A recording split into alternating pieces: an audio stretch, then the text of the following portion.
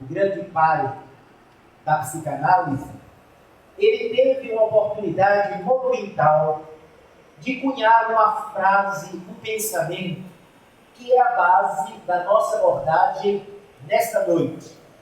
O grande cientista da mente, Freud, ele diz: quando o ser humano olha para fora, ele sonha, mas só quando ele olha para dentro, ele desperta. Viver no módulo de sonho faz com que a gente passe pela vida numa espécie de piloto automático ou numa atitude de analgesia moral. Mentalmente, a criatura que está vinculada apenas a tudo aquilo que nos cerca, sem entender aquilo que compõe a nossa realidade interna, normalmente a gente não consegue lidar com os problemas. Não é por acaso que quando a ciência avançou de maneira extraordinária no nosso planeta, trouxe longevidade, ou seja, vivemos hoje muito tempo sobre a Terra. É muito fácil experimentarmos 85, 90 anos de idade agora, na atualidade, graças à tecnologia de ponta, medicamentos avançados, técnicas cirúrgicas maravilhosas, que distendeu a nossa experiência no mundo. O conhecimento da natureza proporcionou à mente humana lidar com vários fatores da preservação da nossa vida física. Mas esta ciência que nos trouxe mais conforto, que nos trouxe mais facilidade, não conseguiu transformar o ser humano numa criatura mais feliz. E é só observar que, a despeito de hoje pousarmos um satélite artificial, uma sonda, num cometa, somos capazes de pousar uma sonda espacial num cometa para estudar a sua constituição. Esta ciência que consegue explicar qual foi o nosso período de início, como desenvolveu a vida na Terra, compreender o nosso sistema solar, não consegue impedir que nós tenhamos agora mais de 600 milhões de pessoas no planeta vitimadas pela depressão. Outros bilhões são aprisionados no fenômeno patológico do transtorno de ansiedade. Podemos falar nisso aqui, porque sei que aqui não tem ninguém ansioso. Né? A ansiedade é um dos fenômenos mais dolorosos da atualidade, ao lado da depressão, que são núcleos de enfermidade que a ciência, embora trate e combata a depressão, a ansiedade, a melancolia, a angústia, ela não consegue resolver esses transtornos pelo simples fato que todos esses transtornos têm a ver com a nossa perda de percepção do sentido da existência. Segundo os estudiosos, os expertos da questão da depressão, por exemplo, um dos sintomas característicos, uma das expressões mais vigorosas da depressão, é a perda do sentido da existência. E a outra expressão da depressão é o vazio existencial. Por que é que as pessoas têm tanta facilidade de conhecimento? Através das redes sociais, através de estudos avançados.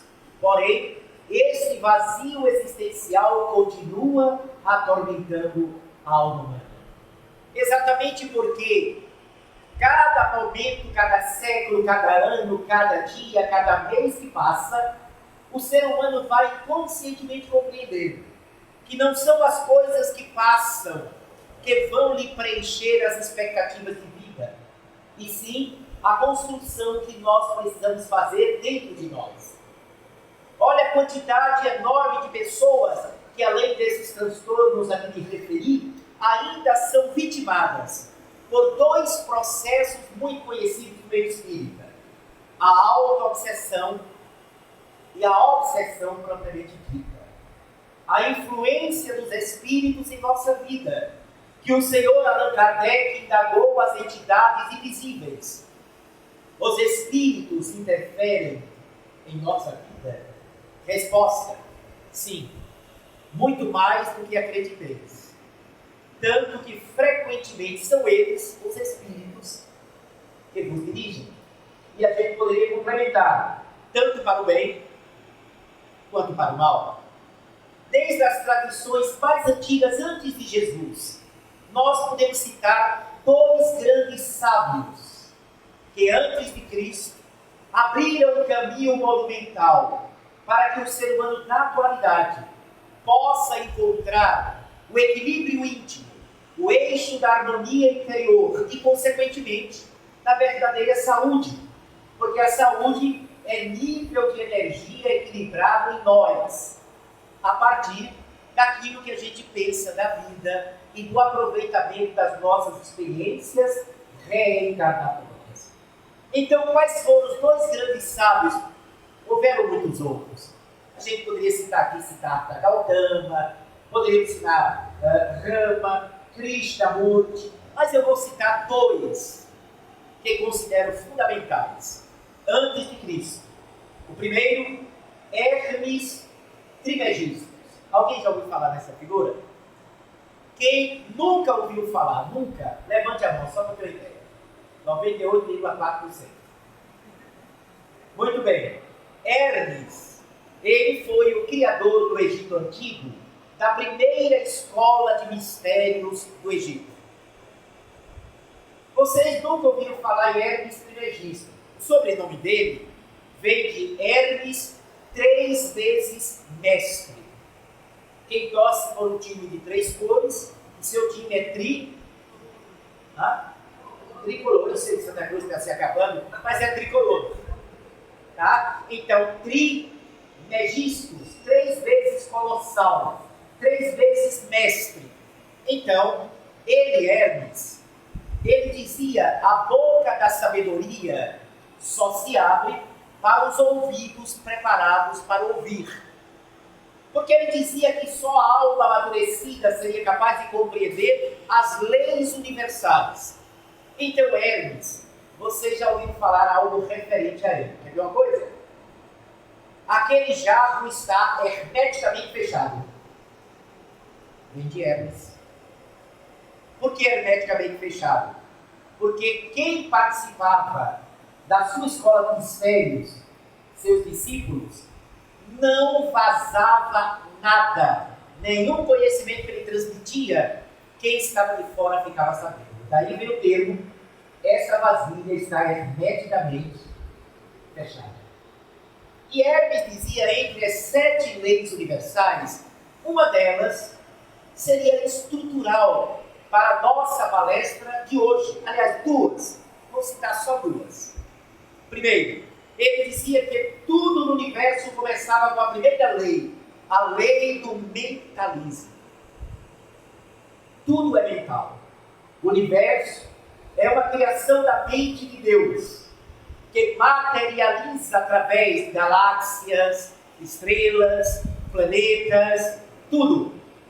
Isso está de acordo com o livro dos Espíritos, com o Espiritismo, que nos diz, através de André Luiz, pela psicografia de Chico Xavier, na obra Evolução dos Mundos, que tudo que existe é uma variação do fluido cósmico universal, a matéria primeira da vida. E André Luiz diz que o fluido cósmico universal é o hausto mental de Deus, é Deus pensando, é o hálito criador da mente de Deus. Logo, passamos a compreender com Paulo de Tarso, por que é que ele dizia, o apóstolo dos gentios: estamos mergulhados em Deus.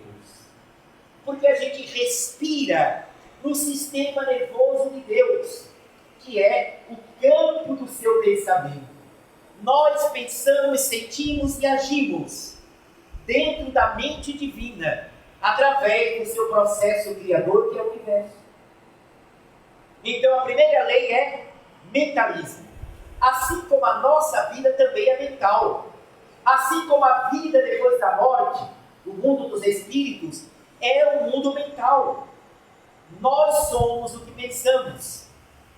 A vida, segundo esta ótica, é definida da seguinte maneira: aquilo que você entrega para a vida, ela vai devolver para você. A vida é eco. Chega em uma caverna, e na caverna você grita: eu sei que não presto. Você vai ouvir o que no eco? Eu sei que não presto, eu sei que não presto. Vai se repetir. Mas se você disser assim: eu vou vencer, eu vou vencer, eu vou vencer. Por isso que na sabedoria antiga, vida é eco. O que você disser para a vida vai lhe informar naquele momento. Destino é uma construção inicialmente do nosso pensamento. Então o que a gente pensa, a gente forma. A nível menor, nós não interferimos diretamente no universo, mas indiretamente sim.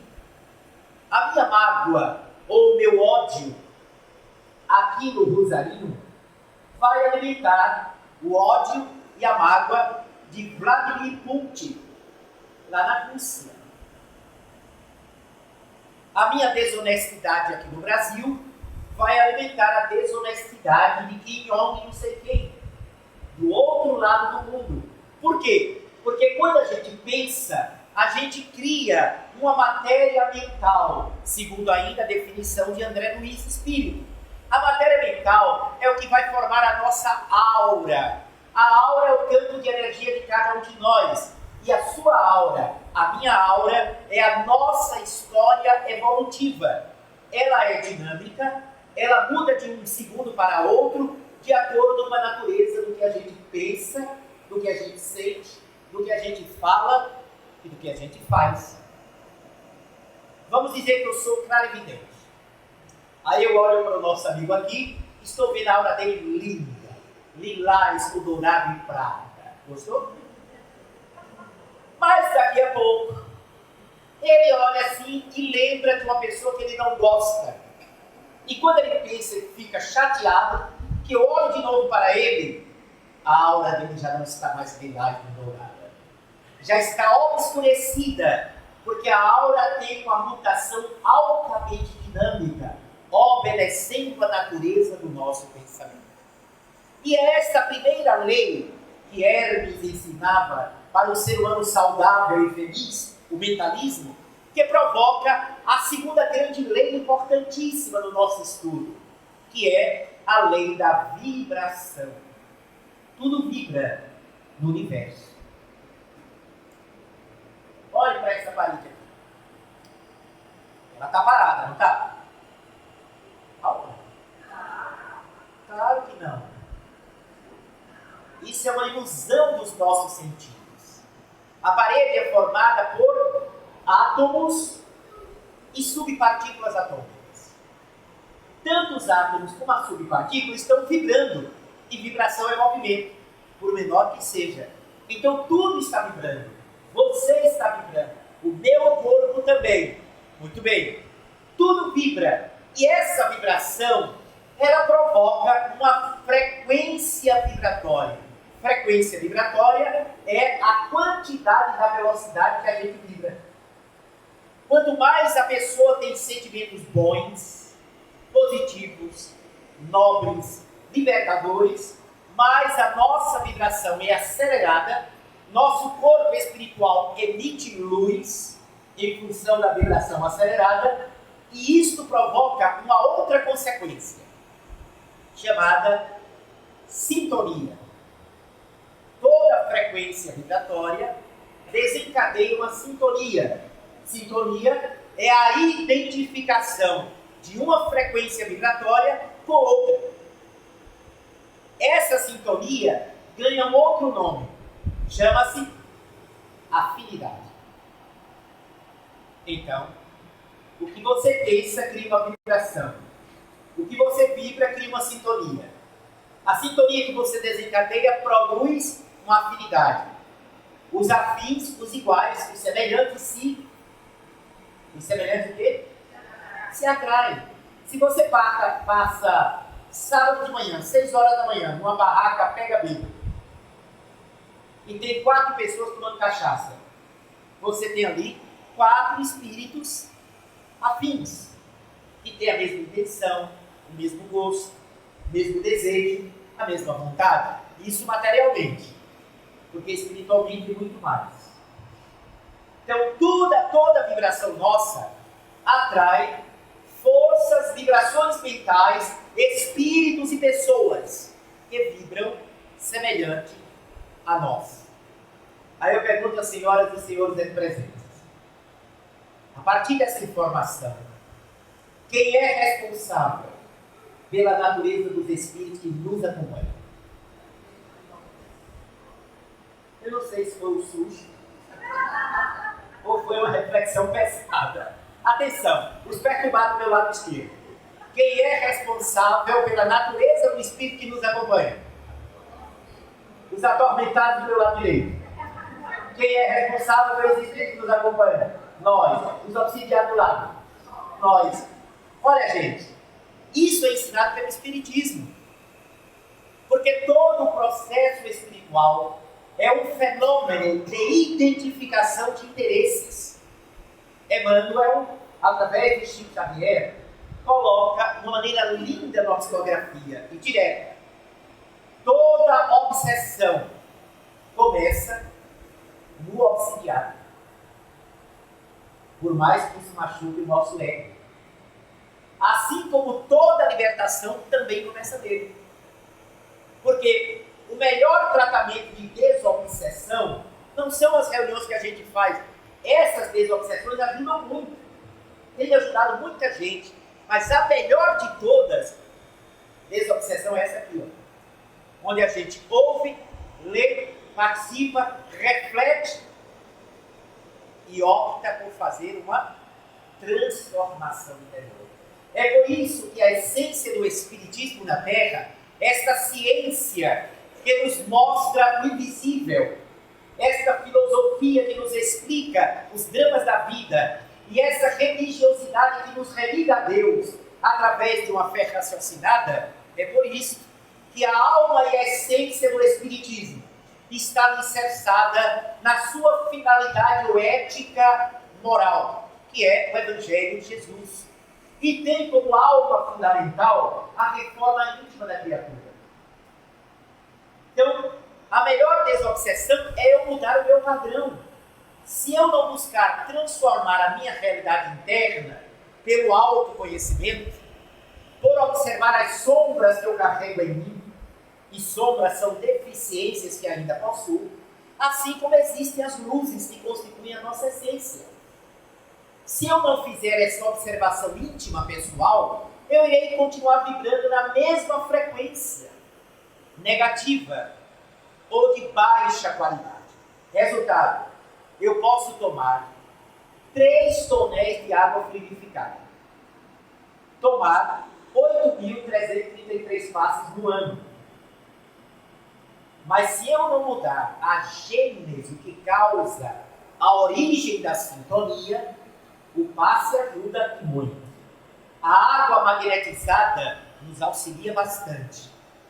Mas, se eu permanecer o mesmo, sou o único responsável pelo que eu atraio. Isso é novo? Jesus falou algo a respeito? Falou. Olha o que ele disse.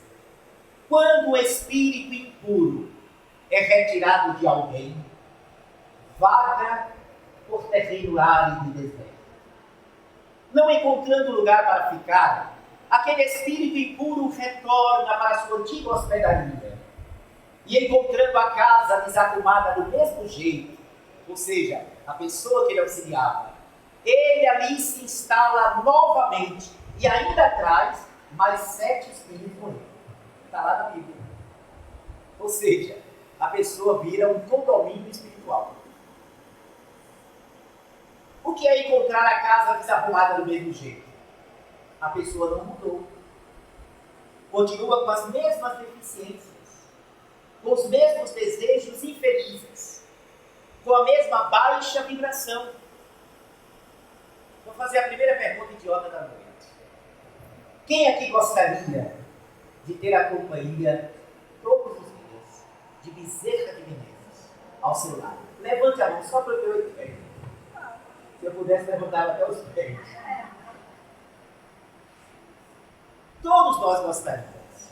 E digo mais, quanto mais elevado é o espírito, mais ele atende às nossas necessidades. Porque o amor faz com que o que brilha volte sobre os passos para auxiliar o que se encontra atormentado. No entanto, o problema não é, doutor Bezerra, chegar até você. O problema é a gente captar, sentir, recepcionar e vibrar mais próximo da sua realidade. Eles até baixam a vibração deles, mas eles têm um limite. Nós precisamos aumentar a nossa, para que o amor deles nos auxilie na trajetória. Não há lei do menor esforço no processo evolutivo da vida. A vida é meritocrática. Não sou eu que estou dizendo. Prova o Evangelho. Buscai e achareis. Batei e a porta se vos abrirá. Ajuda-te, que o céu te ajudará. De que é a primeira ação? Segundo esse texto. Nossa! Veja que Jesus nunca ensinou. Cruze os braços, tenha fé que Deus vai fazer tudo. Mas não. Nunca Jesus ensinou coisas dessa natureza. A acomodação, ele nunca propôs isso. É por isso que passaram mais de 2000 anos e sendo o cristianismo a doutrina religiosa mais seguida do planeta, com cerca de 2 bilhões e 600 milhões de seguidores, nós não temos o cristianismo vivido ainda no planeta. Exatamente porque nós distorcemos a grande mensagem e nos acomodamos com a ideia de que cabe a Jesus resolver os nossos problemas de felicidade ou felicidade. Não, ele trouxe o ferramental, o instrumento, mas cada alma constrói a si próprio. Bata, a porta vai se abrir, a gente quer encontrar a porta escancarada. Busque, e você vai encontrar. A gente quer encontrar sem procurar. E agora a síntese. Ajuda-te, e o céu te ajudará. Então renove-se, olhe de maneira diferente. E agora façamos como Freud proporcionou. Olhar para dentro para despertar o espírito que somos. Nós somos almas antigas. Estudando o espiritismo, conhecemos a beleza da reencarnação sob a ótica científica, filosófica, que o espiritismo nos proporciona a respeito, mostrando como funciona a lei de Deus, a sua justiça e a sua misericórdia, mas mostrando, sobretudo, que é através das vidas sucessivas que a alma vai despertando, vai acordando, reencontrando os embaraços do caminho.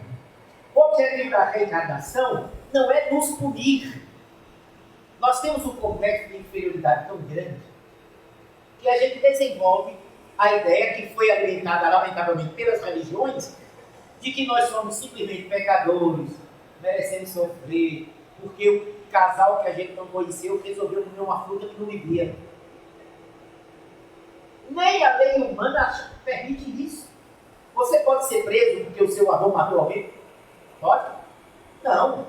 A justiça não pode condenar você porque um parente seu fez alguma coisa. Imagina Deus, que é a perfeição e a sabedoria ilimitada, fazer a gente sofrer até hoje porque Adão e Eva cometeram um pecado. Isso não está fora desse quadro. Mas quando a gente se torna espírita ou conhece o pensamento espírita, esse complexo está tão enraizado em nós que tudo que a gente passa aqui na Terra, muitos espíritas, talvez desavisados, dizem logo, é para pagar. Será que tudo que a gente passa aqui é porque a gente cometeu tal crime no passado? Ou será que a gente está esquecido de 2 elementos fundamentais dentro da lei? Prova e expiação. Qual a diferença de prova para expiação? Vocês sabem?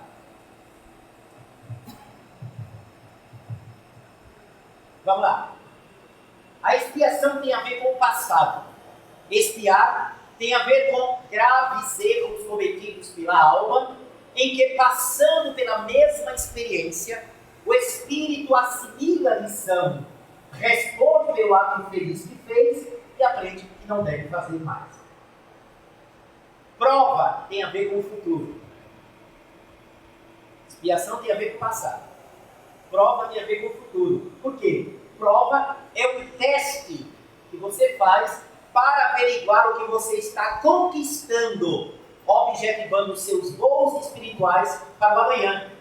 Toda expiação é uma prova, mas nem toda prova é uma expiação. Quer ver um exemplo assim bem brutal? Como tudo a gente acha, na outra vida é o complexo nosso, né? Principalmente o espírita do Brasil, porque o brasileiro já nasce devendo, aí quando ele se torna espírita é para pagar. Vou dar 2 exemplos fundamentais sobre isso. Tem gente que sofre de enxaqueca, que é muita gente. Isso é estatístico. Muita gente tem cefaleia, ok? Mas um desses espíritas, quando sofre de enxaqueca, diz assim: ai meu Deus, eu acho que na outra vida eu fui da Revolução Francesa e degolei a cabeça de não sei quantos, por isso que hoje eu tenho enxaqueca. É muito Robespierre reencarnado. Se tem constipação intestinal, prisão de ventre, aí diz assim: eu acho que na outra vida eu fiz parte do bando de Lampião, furei o bucho de não sei quantos e agora eu trago oclusão intestinal. Gente, isso no mínimo é precipitação, porque na verdade, quantos problemas pode gerar sua enxaqueca? Estresse atual, estresse, problemas espirituais, presenças de espíritos, fluidicamente falando, problema na cervical, problema nos olhos, precisa ir no oculista para fazer a revisão da visão, problema de fígado, problema nos centros de força, sobretudo no centro cerebral ou no plexo coronariano. Olha quanta coisa nós podemos produzir através do pensamento. Lembra da primeira lei de Hermes, mentalismo? Faça um teste. Pense todo dia que você está com um tumor no intestino, durante 8 meses. Daqui a 8 meses eu volto para saber o resultado. Quem vai fazer? Alguém vai tentar? Por quê? Hoje a própria medicina cada vez mais compreende a força e a importância das emoções e do pensamento no sistema imunológico nosso. Que as células são organizadas a partir da usina de força principal, que é a mente. Uma mente desorganizada por emoções nocivas, por estados emocionais perturbadores, uma mente pessimista, uma mente, diríamos, hipocondríaca, ela vai agindo sobre cada célula e se candidata a desenvolver tumorações, infecções, inflamações. Quantas endometrioses, quantos policistos, quantos cânceres não nascem ao longo dos anos de pensamentos problemáticos e conflituosos. Os conflitos interiores produzem muitas enfermidades, principalmente quando nós não procuramos aprender com eles e renovar-nos dentro deles. Quando a gente só fica em conflito, a tendência é desorganizar o nosso cosmo orgânico, produzindo a partir daí enfermidade. O egoísmo, que é outra coisa muito presente na vida do habitante da Terra, o egoísmo, ele produz algumas doenças autoimunes. Assim também como sentimentos nocivos, como mágoa e ressentimento. Segundo estudiosos, nas principais universidades do planeta, na Europa, Estados Unidos, aqui no Brasil, já constataram que as pessoas que guardam mágoa, ressentimento e alimentam frustração, essas pessoas desenvolvem enfermidades como bursite, reumatismo, artrite reumatoide, artritismo, artrose, lúpus, só para citar algumas. Segundo esse estudo, 65% a 68% das pessoas que têm essas doenças desenvolveram por conta de mágoas e ressentimentos ao longo da vida. Aí eu me lembrei de quê? Quando eu vi um estudo, estava traduzido de 4 médicos cientistas de Harvard. E o título da reportagem era: a falta de perdão já é um problema de saúde pública. Muita gente está doente porque não perdoa. Aí imediatamente eu viajei para Jesus. Perdoa, não 7 vezes, porém 70 vezes 7. E aí nós entendemos que quando Jesus ensinou isso, ele não estava trazendo simplesmente uma ideia moralista. Ele estava trazendo a ciência da saúde integral, a saúde verdadeira, de dentro para fora. Perdoar, portanto, é compreender o que aconteceu, não ficar remoendo o mal que eles fizeram, numa atitude de se liberar para ser feliz, liberando o outro para continuar a sua jornada. Ora, quem não perdoa, fica com a mágoa.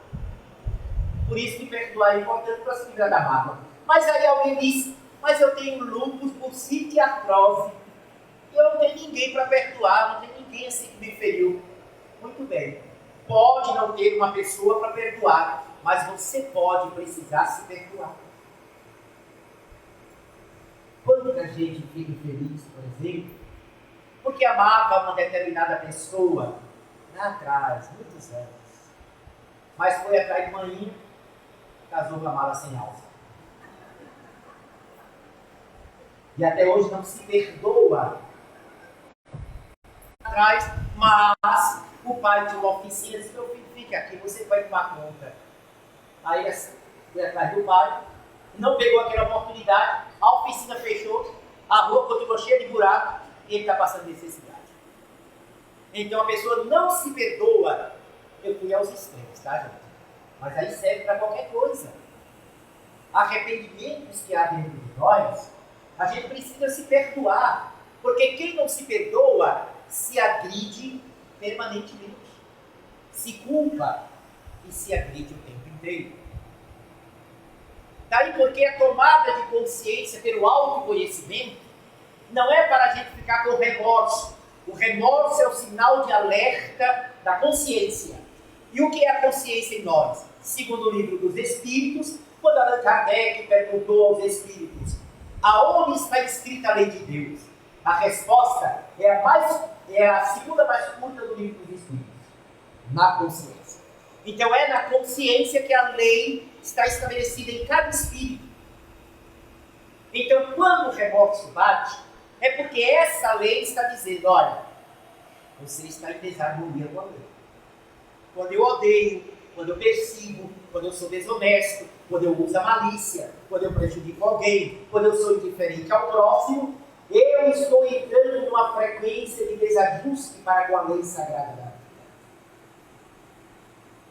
Então, o sinal de alerta vai soar. Mas não é para a gente ficar com remorso, se culpando, não, é para a gente olhar para dentro e fazer a remodelação, ressignificar a nossa vida, dar à nossa vida um sentido ideal, tomar consciência que somos espíritos imortais, numa experiência transitória da matéria. Gente, é tão difícil que eu estou procurando o relógio. É até 8 horas, não é? Ué. Pô, até 9, né? Vocês aguentam até 9 horas? Tá legal, atenção, massagem no ego do palestrante. Quem está gostando do ET? Levante a mão. Até os desencarnados levantaram. Vamos lá, seguir nesse campo. Nós reencarnamos para esse autoconhecimento. Apesar de termos hoje mais de 8 bilhões de habitantes na Terra, não é fácil reencarnar hoje em dia. As meninas hoje só querem ter um filho. Quando no meio de 4, uma diz assim: eu quero 2, as outras, o menino é louco, explodiu. 2. Agora veja a turma das gerações mais vividas. Tinha 10 filhos, 8 filhos, 15 filhos. Então, eu digo que reencarnar antigamente era mais fácil. Hoje é complicado. Elas querem o filho, vão fechar. Eu me lembro, quando eu era garotinho, quando aparecia gêmeo, parava a cidade. Porque era raro encontrar gêmeo. Tanto por conta da demografia, que é menos gente no mundo, quanto porque era raro mesmo. Hoje, você encontra gente em qualquer lugar. Você está passeando no shopping, você vê logo 2, 3. Agora eu tenho uma teoria. Essa teoria é minha, viu? Não é do espiritismo, não é minha. Qual é a teoria? Como as meninas só vão querer ter um filho e vão fechar, parece que eu estou vendo. Quando ela engravida, os mentores espirituais, desce vocês 3, aproveita vocês 4, vai fechar. É uma correria. Para aproveitar a ocasião, né? Porque hoje as meninas é um sufoco para engravidar as mulheres. É endometriose, é cisto, é policista, tem que fazer tratamento. É uma agonia. E as mulheres de antigamente não diziam assim, vamos ter um filho, já engravidavam. É fantástico? Então, é muito espírito querendo a oportunidade de voltar à Terra. Muito. Muita alma precisando retornar ao mundo físico. Eu me lembro, meu pai, minha mãe, quando eram noivos, eu posso contar essa história? Nossa, vamos lá. Meus pais eram noivos. Meu pai era louco de imediato por filhos, mas principalmente, logo de cara, ele queria uma menina. Eles casaram e minha mãe engravidou imediatamente. E meu pai disse, vai ser a princesa. Naquela época não tinha como saber o sexo, só quando nascia. E quando nasceu, foi homem. Aí meu pai disse, não tem problema não, a próxima é ela. Um ano depois minha mãe engravidou e nasceu homem. Mas não tem problema não, ele disse. Terceiro vem aí, vai ser a nossa garota. E aí ela engravidou e nasceu homem de novo. Mas na quarta gravidez também foi homem. Não é que na quinta também. Mas na sexta foi homem de novo. Na sétima, homem. E na oitava, também foi. Mas na nona, aí sim, minha mãe, como vocês, toda mulher, sensitiva, mediúnica, intuitiva. Minha mãe olhou para o meu pai e disse, Tony, agora é ela. Aí meu pai se arrepiou todo. Correu para o comércio, comprou a chupeta cor-de-rosa, a mamadeira cor-de-rosa, brinco cor-de-rosa, o berço cor-de-rosa, um lençol cor-de-rosa. Eu nasci. Foi a primeira decepção que eu dei aos meus pais. E a última gravidez, a 10ª foi a menina. Então foi 9 homens e uma menina. Aí eu fico pensando, se minha mãe tivesse fechado no 8º, eu estava perturbado até hoje. Graças que ela me recebeu. E recebeu com carinho imenso, para que eu conhecesse a mensagem espírita aqui e pudesse estar conhecendo muita gente maravilhosa que o trabalho espírita tem nos proporcionado. Então a gente tem que aproveitar a vida que a gente tem. Segundo os bons espíritos, esta é a reencarnação em que melhor nos preparamos. Porque nós estaríamos aqui no momento da transição do planeta, na hora do apocalipse bíblico. Então Deus, em sua bondade, nos envia para a Terra e ainda nos deu acesso ao conhecimento espiritual. Olha que coisa fantástica. O problema é que a gente só se apega à informação do que nos incomoda. A gente só lembra de ver o que a gente considera ruim. Mas até o que a gente considera ruim, tem coisas boas para nós. E quanta coisa boa nós não tivemos na nossa vida já. Muita coisa boa. E aqui estamos nós. Passamos até por uma pandemia. Embora as dores ocasionadas pela pandemia, né, as partidas de entes queridos, mas aqui ficamos para a experiência comum, para continuar o nosso aprendizado. E quando desencarnarmos, depois dessa busca do autoconhecimento, a gente vai continuar a progredir no mundo dos espíritos. Porque nós não ficamos parados lá. O progresso continua. Tanto que a nossa próxima reencarnação depois dessa será uma edição revista e melhorada. Vai juntar nossa experiência de agora com o que a gente vai aprender do outro lado. A nossa vaidade é muito complicada. Um conhecido meu foi para o Rio de Janeiro há pouco tempo e ele esteve lá num centro espírita muito conhecido no Rio. Quando ele voltou, ele disse: Fred, eu tive em tal centro. Rapaz, aí ele arrebitou o nariz. E o guia da casa mandou me chamar. Olha, ficou todo orgulhoso, né? Quando eu cheguei na sala, o guia espiritual disse: você é um espírito muito antigo, muito velho. Eu disse: mas todos nós somos. Não há motivo para você ficar tão... Todos nós somos almas antigas. Todos temos teia de aranha na alma. Então antigo que a gente é.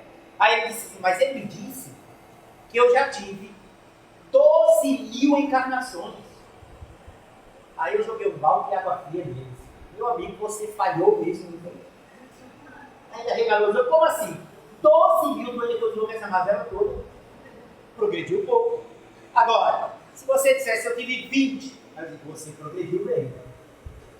Então, nós temos não um número fixo, não existe número fixo. Livro dos Espíritos. Cada alma terá um tanto de reencarnações na Terra que necessitar a partir do seu livre-arbítrio. Assim como iremos reencarnar em outros mundos, ou talvez já tenhamos reencarnado em outro mundo. Pluralidade dos mundos habitados, um dos princípios básicos do Espiritismo. E isso que eu estou colocando está lá no livro de Kardec. Tem gente que diz assim: eu queria tanto ver um ET.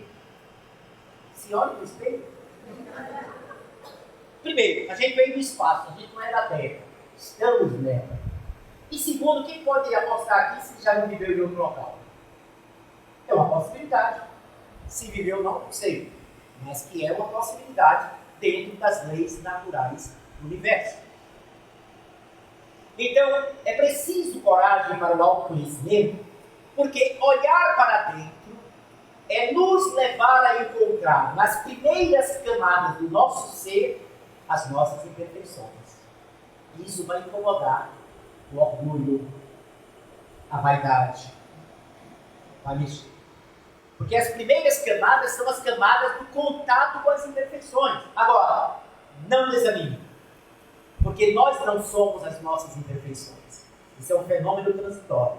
Continue viajando para dentro. Encare os defeitos que tem, o que você encontrar, encare, porque só quando eu detecto uma deficiência eu posso trabalhar nela. Se eu não enxergar e não aceitar que tenho aquele defeito, eu não vou mudar. Não é verdade? Vocês concordam? Se você olhar e dizer: não, eu não tenho, eu não sou orgulhoso, você não vai combater o orgulho. Você só combate o orgulho quando você encara que tem o orgulho. E um dos caminhos é: aquilo que mais lhe incomoda no outro, provavelmente é do que você tem. E na projeção você não aceita ver no outro o que você sabe que lhe incomoda lá dentro. Então a coragem de olhar e identificar o problema. Agora continue a viagem para dentro, porque nas camadas mais profundas nós vamos encontrar a nossa essência, a nossa natureza. E a nossa natureza é de uma beleza ímpar. Olhe bem para mim agora. Não tire os olhos. Aproveite. Você está olhando para os futuros anjos maravilhosos de Deus. Não ria que é falta de qualidade pública. Assim como me escutando estão futuros anjos e seres poderosíssimos. A reencarnação é para nos levar exatamente na autoconstrução. Há uma música espírita que diz: um dia todos nós seremos anjos.